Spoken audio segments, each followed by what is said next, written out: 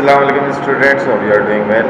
Accounting circle के channel के ऊपर खुशामदीद। स्टूडेंट, जैसा कि आपको मालूम है कि हमारा cost volume profit relationship and break even analysis का चैप्टर चल रहा था और आज इसका लेक्चर 16 है, जिसके अंदर हम एक्सरसाइज 5.15 सॉल्व करने वाले हैं, जो कि हमने लिया है मैनेजेरियल अकाउंटिंग की बुक गैरिसन नोरिन ब्रीवर का एडिशन 15। ठीक है जी।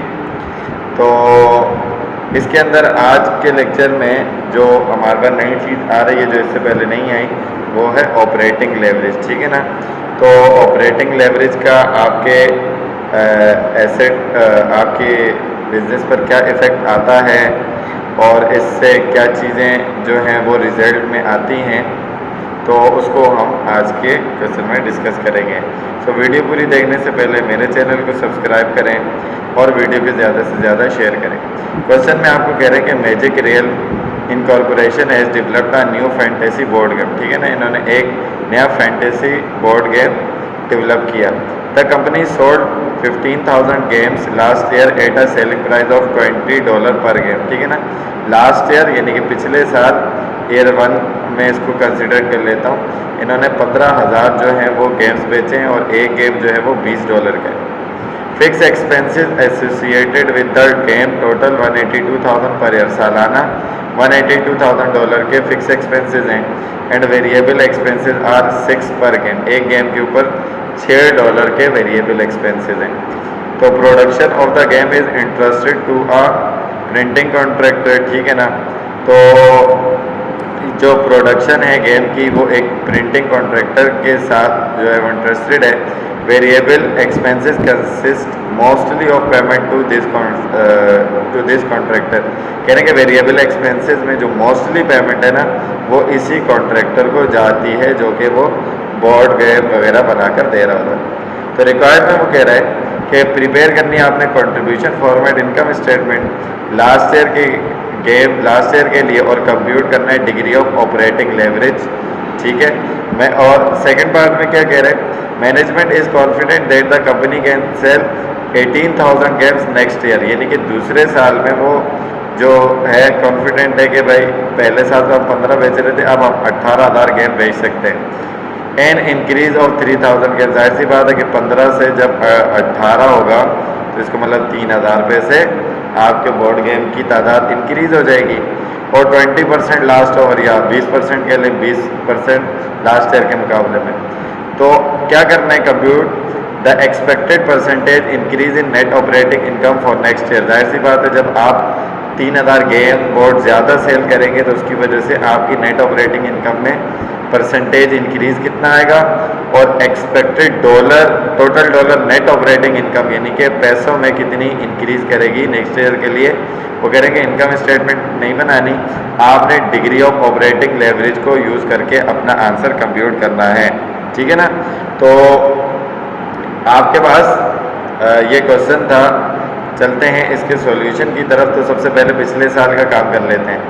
तो उसकी एक कंट्रीब्यूशन फॉर्मेट इनकम स्टेटमेंट बनानी पड़ेगी। सेल्स सबसे पहले की 15,000 यूनिट की, एक यूनिट कितने का, $20 का। तो इसका मतलब आपने टोटल सेल की पूरे साल की कितनी, $3 लाख की।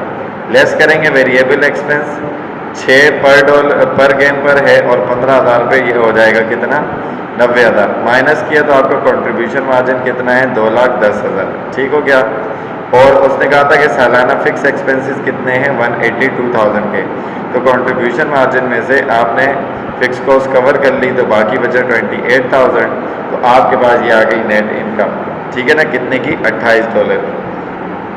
तो अगर हम इसके अंदर सेकंड पार्ट में डिग्री ऑफ ऑपरेटिंग लेवरेज निकालें तो डिग्री ऑफ ऑपरेटिंग लेवरेज जो आपके पास है, इसका फॉर्मूला क्या है, degree of operating leverage is equal to total contribution margin divided by net income. ठीक है, कंट्रीब्यूशन मार्जिन कितना था, 2,10,000 डिवाइडेड बाय नेट इनकम 28,000।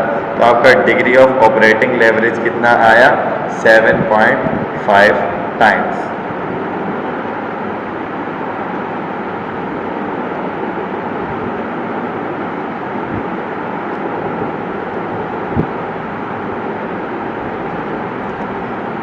तो सर ये जो 7.5 टाइम्स आंसर आया डिग्री ऑफ ऑपरेटिंग लेवरेज का, इसका मतलब क्या है?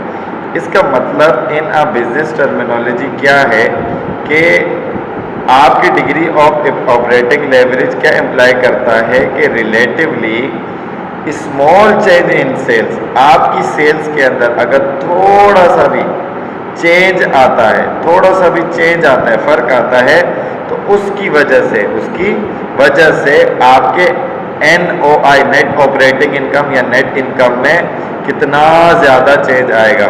ठीक है ना?